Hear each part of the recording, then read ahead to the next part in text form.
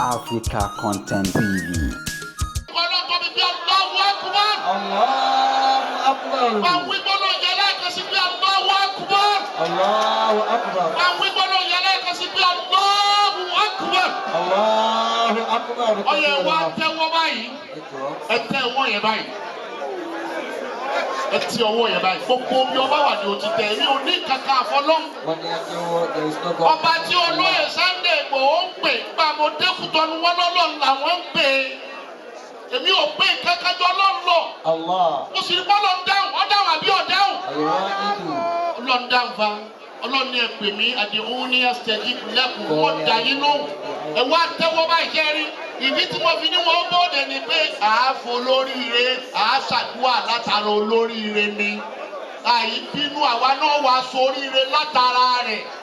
Wòlíì Ọlọ́run kan ní, ọlọ́lá Ọlọ́run kan ní, olólùfẹ́ Ọlọ́run ni ẹni Ọlọ́run yọ́nú sí ni, Ọlọ́run ọba yọ́nú sí yà, irú tó ṣẹlẹ̀ yìí ti pa yẹn. Nígbà tí mo wọnú ilé lánàá, mo wá forí kalẹ̀ ń padà pé ṣé á tún padà wọ bí ìṣá. Ẹ gbogbo Ọlọ́run tóbi. Allahu Akbar. Ṣé pé á tún padà wọlé aládìsá? Ọlọ́run ọmọ ṣé o. Alhamdulillah. Ọyẹ ẹbí àdàníyà. Dàníyà dáadáa. Bàbá wa aláni àdúrà bàbá ti gbà ọ̀rẹ́dì. Àwọn ìyàwó yín méjèèjì ò ní sẹ́kù. Lẹ́yìn ikú màmá yín yóò tún máa dáa fún yín ni. Ìlú Ìgbòho ò ní bàjẹ́. Lánàá ẹnìkan pè mí pé hospital tí mo wá ṣàdéhùn tó lóye ṣàdéhùn lọ́dún tó lọ wọ́n kọ̀ fún yín. Olóyè ṣàdéhùn kọ́ mọ́ mu ṣe hospital ń bọ̀.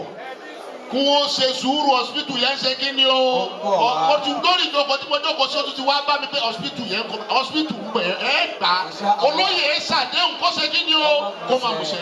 Àníyàn náà ni Ọlọ́run jẹ́ tèmi náà dáa. Wọlá olóyè Sunday Igboho Ọlọ́run jẹ́ tèmi náà dáa. Bọ́ba ti wá dà níyàn tán wá dákẹ́ jẹ́jẹ́. Màmá wọn Ọlọ́run ọba wa kẹ́ wọn. Àwọn ìyàwó wọn méjèèjì kankan ò ní ṣe wọn kò ní ṣàwọn ọmọ wọn. Ìbáraka ọ̀la ìdílé olóyè Sunday Igboho ò ní bàjẹ́. Bismillahirrahmanirrahim.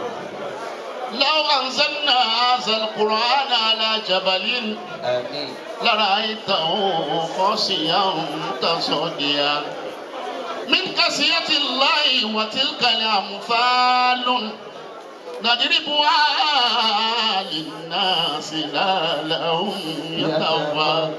يتفكرون هو الله الذي لا إله إلا هو عالم الغيب وشهادة هو الرحمن الرحيم آمين. هو الله الذي لا إله إلا هو المالك القدوس السلام المؤمن المؤمن العزيز الجبار المتكبر سبحان الله عما يشركون.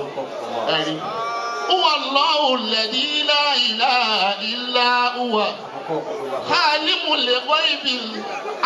الغيب وشهادة هو الرحمن الرحيم.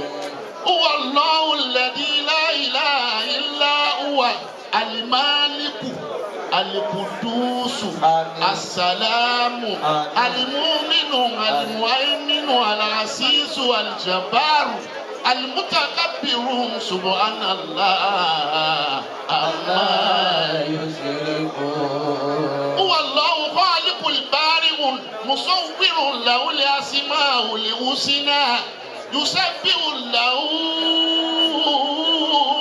ما في السماوات والأرض وهو العزيز الحكيم.